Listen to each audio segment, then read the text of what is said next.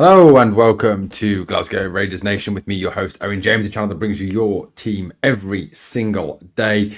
Right, what are we going to talk about in today's video? We're going to talk a little bit about the issues around the defence, the right back position in particular, going into the rest of the season. Given obviously the news that Noriseo Casanwejo is out pretty much for the rest of the season, so will not be at Rangers. Will sort of lead to what that means for the club. We're also talking a bit about injury worries over Dujon Sterling, and are we getting these injury worries a little bit too out of hand, or are they pretty much fair enough? And we've also got the what I would call the delusions of Tavernier. James Tavernier talking to the media about his game time and talking about his form and his statistics this season. A little bit cloud cuckoo land from the captain. Maybe he's going a bit senile in his old age. I don't know. Anyway, first of all, let's lead off though with the news that the draw for the fourth round of the Men's Scottish Cup has taken place. And Rangers have been drawn at home to Highland League Fraserburgh FC. Fraserburgh currently sit mid-table in the Highland League. Not exactly a powerhouse of Scottish football. And the tie will take place, no doubt, at a probably half-empty Ibrox, due to probably the decrease in interest in this game, especially if, there is any reflection on the form and the continuation of the current form. The tie will take place on the 18th and 19th of January. Now, obviously there will have to be one game on the 18th, one game on the 19th, because Celtic were also drawn at home as well. As we know, both teams cannot play at home on the same day. Celtic were drawn at home, incidentally, to Kilmarnock. No doubt the news of a Masonic conspiracy in favour of Rangers will now surface and rear its ugly head from the green and white side of the city yet again, with us getting Fraserburgh and them getting Kilmarnock. Perhaps one of the other standout ties that came out of the hat, or the computer, or the ball bag, or whatever the heck these days. We'll talk about a ball bag shortly. But, it was Dundee versus Dundee United. It's a nice ding-dong Dundee derby in the fourth round of the Cup.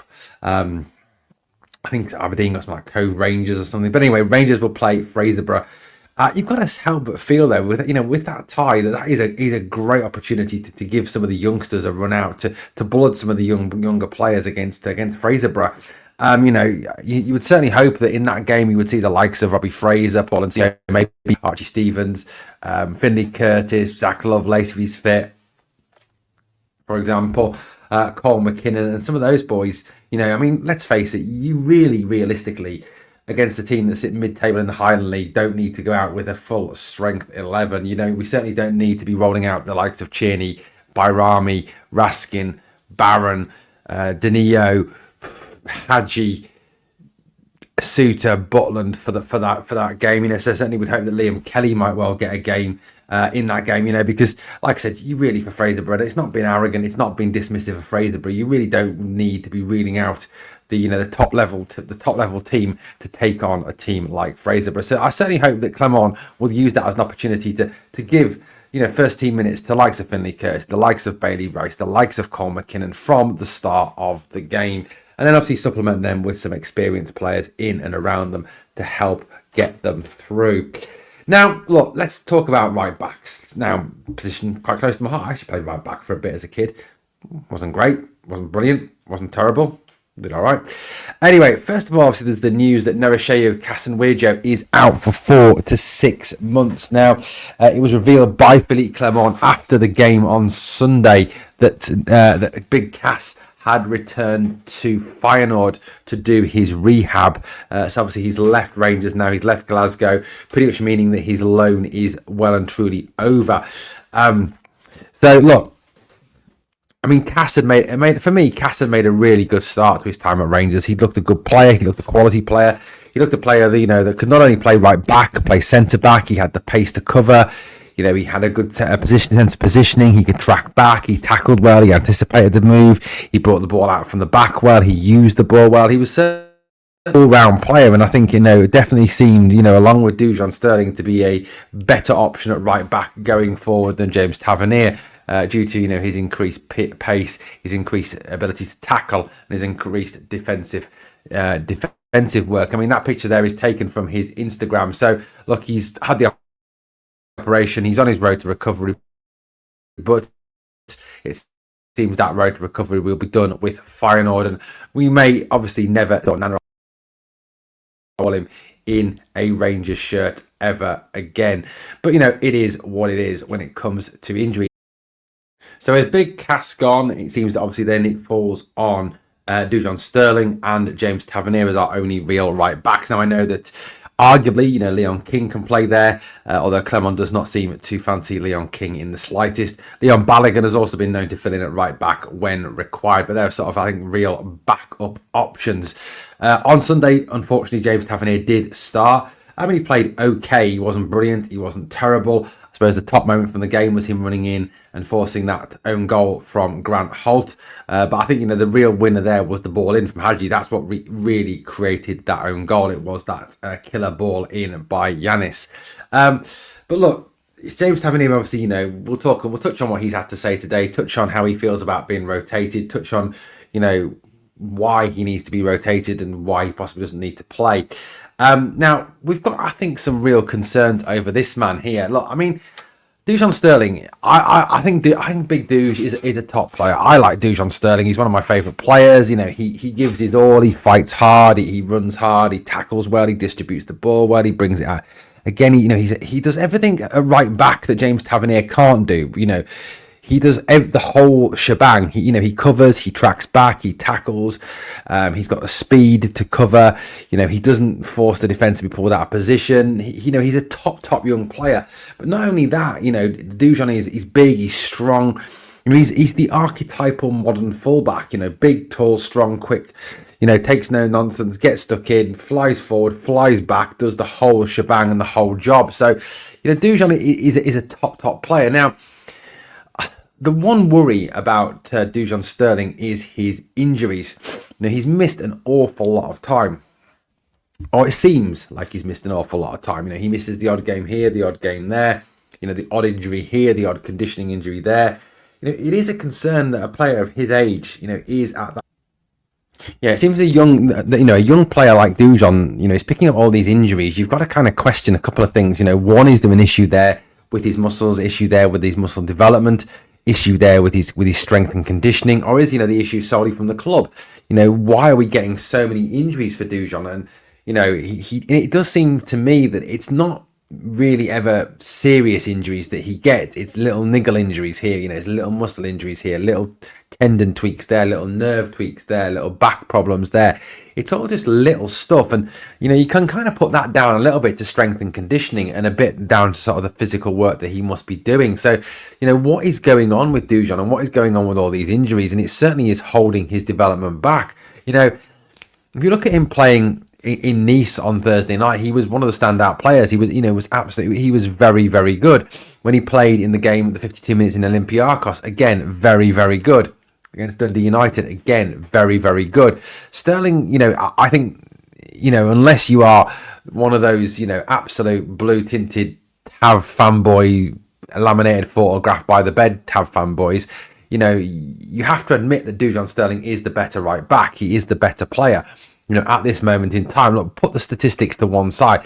It's not about historical statistics. It's about what's the truth at this moment in time. Who is the more talented player? Who is the better defender? Who is better going forward? Who is better using the ball? Who is better tackling? Well, Dujon Sterling wins hands down in all those areas. And for me, whenever he's fit, he has to start. But that is the big worry, is around the guy's fitness. This is what Philippe Clement said. This was pre-game against at the weekend on Sunday, obviously against St Johnstone. He says about Dujon, but he has a blocked nerve, and because of that, he cannot make the acceleration, so you cannot play football, of course. So it sounds like whatever the nerve injury was, it stopped him from being able to sprint, so obviously to be able to, to properly cover and properly tackle. So obviously the right decision to take him out of the team. He says it's something we will need to solve in the next couple of days with the specialist. It will not be a long-term injury. That's why he's not in the selection. I mean, so looking at that comment that he's made, that it's not a long-term injury, it's not serious, but it's a niggly injury again. It's yet another niggly injury, and that's the worry about Dujon Sterling going forward. Is these constant injuries. I mean, the thing as well is, if you read that middle comment there, it's something we will need to solve in the next couple of days with the specialist. it sounds very much, that even taking that next couple of days, you're talking Monday, Tuesday. So the chances of Dujon Sterling playing on Wednesday against Kilmarnock do seem very slim indeed, which is not great news for the team. It certainly isn't what you want to hear, what you want to read, what you want to see. The fact that Dujon will not play. So then obviously that means that we're more likely to turn to a man who, I think, look, even the most ardent of Tav supporters have got to admit that the guy is past it now. His legs have gone. He doesn't track back. I mean, it was interesting, I thought, on Sunday that the majority of St Johnstone's attacks came down their left-hand side, our right-hand side, and their fullback got in behind him. There was a few times when you watched it and it was Cheney and Raskin playing right back, or it was Raskin and Barron playing right back, and Tav was nowhere to be seen. And this is the issue with him. As I've said, I said on a video a while ago, I rewatched a lot of games during the international break, and you look at him and he is an absolute liability. He causes damage to the defence because Suter is constantly being pulled out of position to cover for him, which opens the gap between the two centre halves, which means it makes it easier to pass, makes us easier to pass through. He affects Cheney's game. Cheney has to slow down for him because he's not as quick as he used to be. Cheney has to cover back too much. So rather than just thinking about what Cheney's there to do against those really weak teams, which is bomb on, attack, cause trouble up the top, he's also got to think, well, he's constantly got to be looking over his shoulder and worrying about the gap behind him. So he does affect an awful lot, James Tavernier. Now, James Tavernier was speaking to the media today, and this is what he said. He said, "I still feel fitter than ever. The stats and the numbers I put in are still right up there." Now, I presume that he's talking about stats and numbers in terms of the fitness analyst work here. He's not talking about goals and assists this season, because if he is talking about goals and assists this season, then he is clearly very deluded on that one. His goals and assists this season are not great at all. And I think, like his form and like he's played this year, they've fallen off a cliff massively yet again. As we've seen over the last couple of seasons, the player is going backwards. No matter what you think of him, his ability to actually be an effective player, it just is not there this season, and it's because that slowdown. I mean, Premier League, 0 goals, 3 assists. Europa League, no goals, no assists, but 5 appearances. Champions League qualifiers, 2 appearances, no goals, no assists. In the Cup, 3 appearances, 1 goal, 1 assist, but that was a penalty, so we can kind of disregard that. So, his overall stats this season are not that brilliant, certainly not in the same level as we've seen in the past from James Tavernier. Obviously, I'll complete this season. I mean, that comment there destroyed me. It really did. I really hoped that we could have got rid of him in January, that someone would have come in, that we could have moved him on in January. We could have got rid of his 30k a week, but he's going to sit on that 30k a week because I think he knows, and as we all know, that no one's going to pay him 30k a week. And then the Rangers testimonial is on the card. So it looks like he's just sticking around to make sure he gets his testimonial. There's no I in team, James.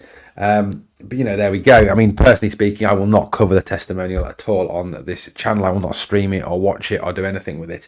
I would have done 2 years ago. I know that would mean he wouldn't play 10 years, but if 10 years had come up 2 years ago, I would have done it, because I know I defended the guy, I stuck up for the guy, I rated the guy 2 years ago. But the last 2 years, he has been nothing more than just a very bad footballer with very much a liability defensively in this team. He also said in the interview as well that he says he doesn't need to have his game time managed, that he still feels that he should be able to and be allowed to play 3 games a week, which I think is him a little bit in denial. You look at him in a game situation, and for me, he isn't able to play 3 games anymore. He really genuinely isn't. He's not as fit as he once was in terms of that ability.